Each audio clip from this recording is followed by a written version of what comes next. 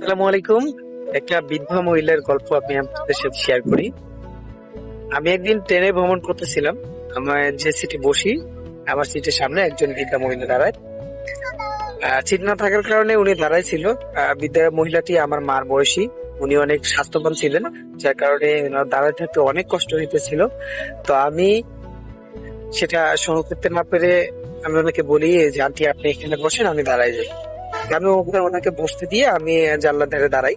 ওনার দুটা মেয়ে ছিল, আমি সেটা জানতাম না। ওনারা একটু দূরে ছিল। ওনার আম্মা যখন সিটে বসে তখন ওনাদের দেখে কাছে নিয়ে নেয় আর কি, ওনার সামনে দাঁড়ায় নিয়ে। তো আমি ওখানে দাঁড়াইছিলাম, দাঁড়ায় থাকার এক পর্যায়ে ওনার মেয়ে আসলো। দুজন মেয়ে, আমি জানতাম না। ওনার মেয়ে দুইজন এসে একটু পর আর কি, একটু পর আমাকে বলতেছে যে, ভাইয়া জানলার ধার থেকে সরেন, এখান দিয়ে বাতাস আসতেছে না, আমাদের অনেক কষ্ট হইতেছে। আসলে কষ্টটা কার হইতেছে আমি বুঝতেছিলাম না।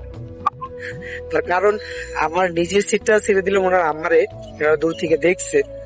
দিয়ে আমি দাঁড়াই গেছি, দাঁড়াই কষ্ট করতেছি।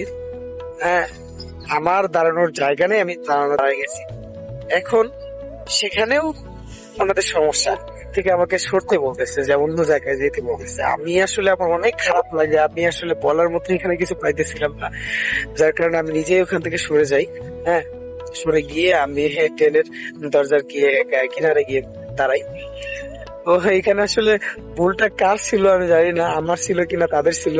আপনারা একটু কমেন্টে জানাবেন আসলে ভুলটা কার ছিল।